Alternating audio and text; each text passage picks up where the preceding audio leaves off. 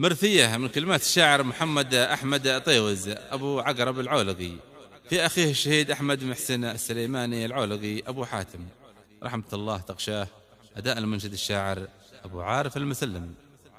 يا نصيف الليل نظر في سهر ما عاد وهاد لجماع أيام مواهد تطول الليل سهران.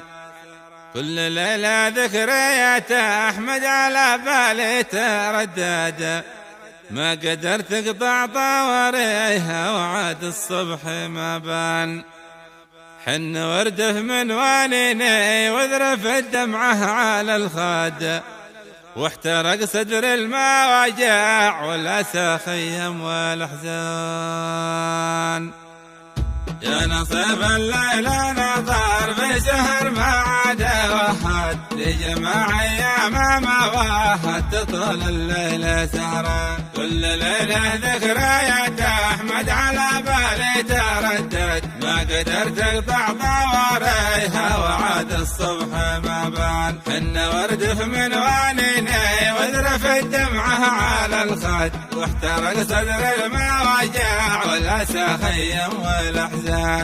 يا غبني على أحمد وين بحصل كم أحمد وين بلاقي مثله يا عوالق هل سليمان. والله المثله فقده في صفوف القامة يفتقد ليث المعارك بدونه ما لها شان. كم وكم مرقها شمعده وكم بين القبل سد كم لضرغام الوقفات عد بطل من قلبه وانسان. نشهد انه كان من خيرة قيادتنا نشهد نشهد انه كان راعي صلح وانه راعي احسان. كان له هيبة حضر وللشجاعة ما لها حد في حضوره كانت الاوباش تلعن كل شيطان. تفقد الليلة لابو حاتم ملاوين يده مرقد وفقدت له قبلة الصحراء وتفقد روس بيحان.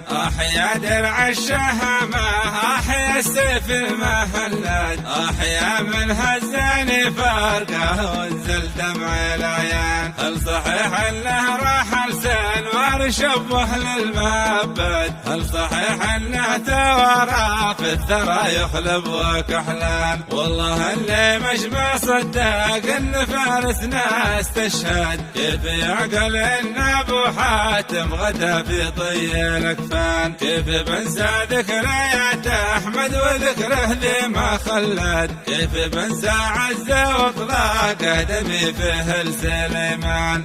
من فرق النشامة دق الحدا والهد يا غبني على احمد محسن الليله بالاغبان. احزن له يا دمعتك الكلاشي والمخدد من العيارات الثقيله محزنه في كل ميدان. واحزني يم العيون السود بعد الذيب الاربد واحجر له يا الصبايا من قصور الجنه هلان. ليش لا واحنا نودع داهيه قد ودع الحد مثل ابو حاتم حمد تحزن عليه الانس والجان. الله انك ترحمه وتسكنه في جنات الخلد لاجل ينعم صاحبي ويعيش في جنه وغفران. من الحزن لا دال في قلبي على الشجاعة تجدد لا يعيش العمر محزن فاقد ساره والايمان.